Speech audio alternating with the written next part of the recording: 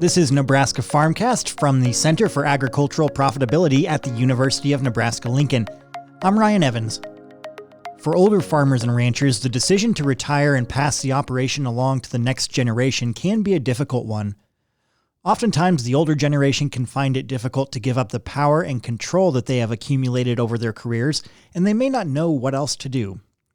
However, as Nebraska Extension educator Allan Vyhnalek points out in his work on transition and succession issues, it's important for the older generation to train and incorporate the younger generations into the operation. And doing so with planning and care, especially in management and decision-making roles, is essential. He joins me now for more. Hi, Allan. Thanks for having me, Ryan. I appreciate it. Yeah, thanks for being here again. You have a new article about this up on cap.unl.edu. I kind of mentioned some of what you have in there in the opening here of the podcast, but if you could just go on and mention some of the challenges that older generations are facing when it comes to sharing power and control in the family business. I think sometimes they don't want to think about their death, and so they don't want to think about giving up power or control because that's all they've ever done their whole lives. Work is the MO of the boomer generation, as older people. And so it was kind of work first, family second, because there's so many baby boomers, so many people in this generation that you had to compete hard to get the position you had. And once you got that position, you didn't really want to try and give it up. And so I think that the power control issue comes down to the function of the generation.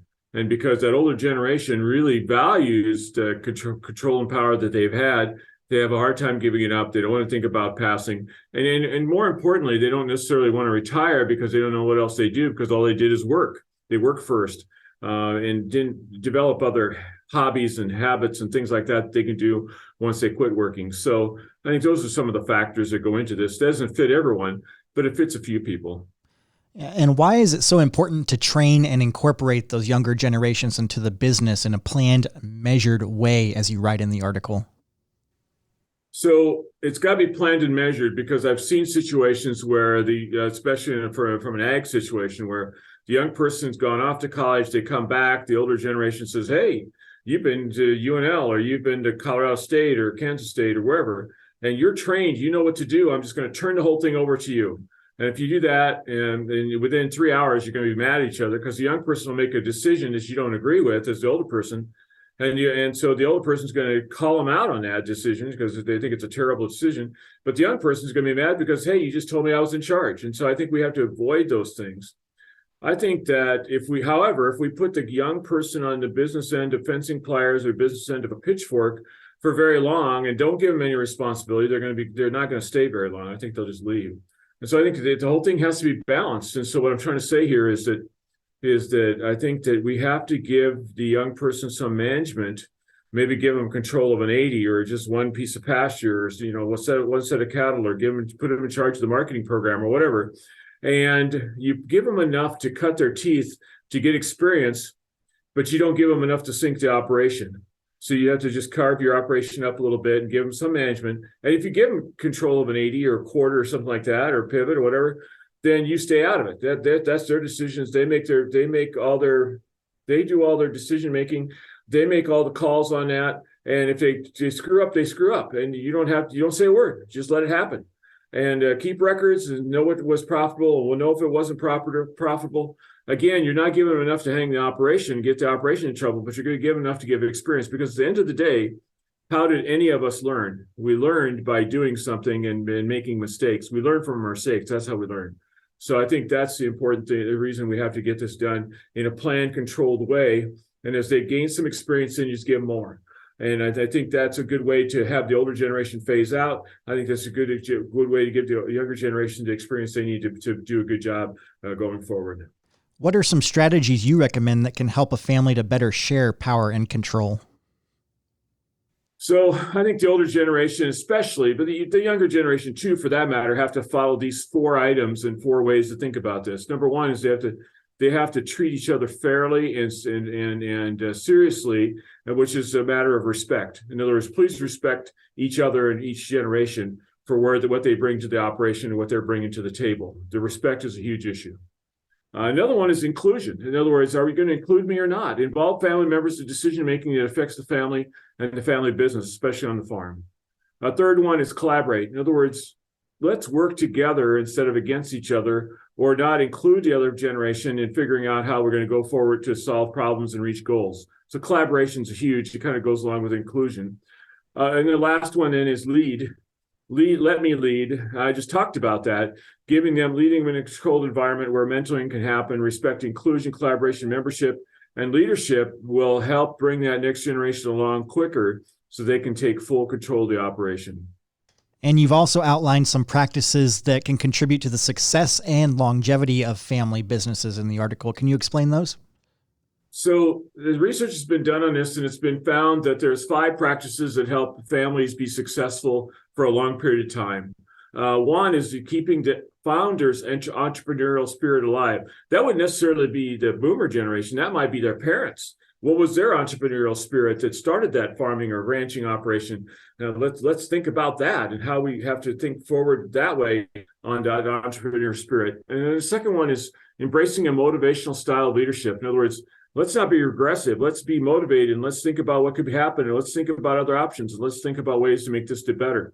Encourage the next generation. And the third one is encouraging the next generation to be proactive, innovative, and calculated risk takers. In other words, we can't just go off on something because it sounds good. We have to do some calculations, but we need to be innovative and think about new ways that we can do things to maybe cut costs or increase profits or come up with new materials that could be sold for a higher profit area, anything like that. And then the last one is to make business and family success equal priorities. In other words, we go through this, let's make sure we value the family, but we keep that separate from the business, and we have successful families and successful businesses. Let's make sure that we have up-to-date succession plans and everything's kind of put together in a way that makes sense as you go forward. Thank you. And why is it important for family businesses to have that plan in place to transition the business to the next generation? I guess the quote goes back to Ben Franklin. He says, if you fail to plan, you plan to fail. So I think that most operations should realize that they're not alone. A lot of people don't have up-to-date succession plans. In other words, if I talk to ag professionals in Nebraska, just slightly less than half have a good, solid farm or ranch succession plan.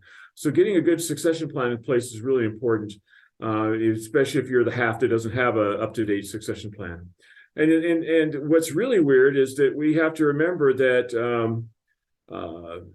of about a third to 40% of the family business even get to a second generation, and then 70% do not survive to get to the third generation, and 90%. In other words, we get to a third or fourth generation in the farm families, we're down to a 5 to 10% success rate or continuing rate. So if you want to be one of those few that make it to that next generation, you're going to have to do things different than most of your neighbors, because most of your neighbors won't make it to that third generation. So think about that. That's an important thing to do. And what I'm trying to say is planning will be key to any success that you have. And how can a family business balance those goals of passing on their values and, life lessons with preserving family relationships and the business for the future? Well, I think first of all, let's take that family issue and let's talk about that for a second. And I think far too many families get dollar signs in their eyes. They agree to go on, and then they don't remember that maybe their first objective is to continue to have a family. And if that's their objective, then that takes kind of some of the dollar signs and the greed away. We have to make sure we have a family. I think the second thing that has to happen is the matriarch or patriarch, the mom and dad, the grandpa and grandma in these operations, need to sit down and have an honest conversation or an honest evaluation of what do they want as their main goal.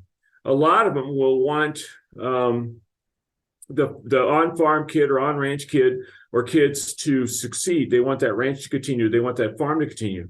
If that's your goal, then you have to treat that differently than saying, well, we have an estate plan, and our estate plan means that fare has to be equal because that's the only right way to do it.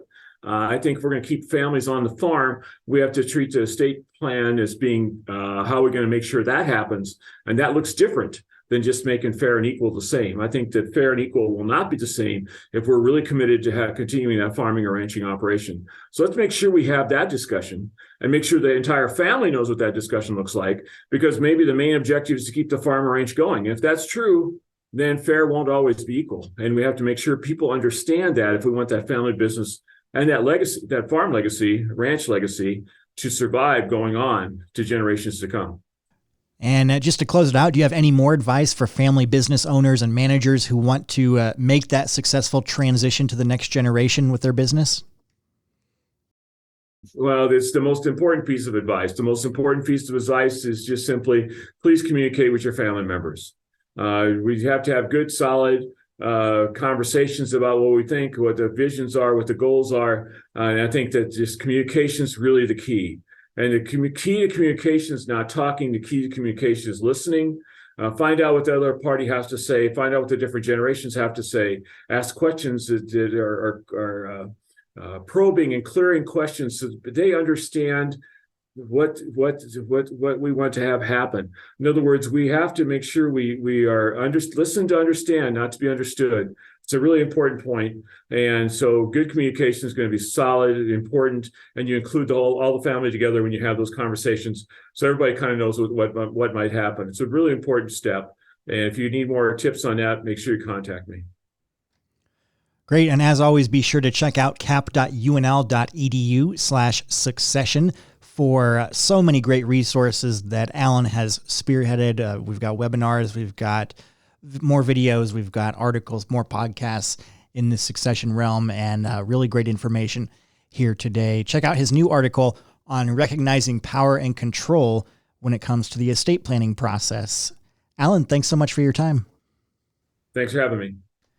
That's Allan Vyhnalek, an extension educator for farm and ranch transition and succession with Nebraska Extension. I want to thank him again for his time, and do check out that new article on our website at cap.unl.edu.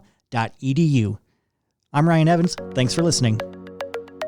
Nebraska Farmcast is a production of the Center for Agricultural Profitability at the University of Nebraska-Lincoln. For the latest research-based information and education resources to manage your farm or ranch operation, visit our website at cap.unl.edu. That's cap.unl.edu.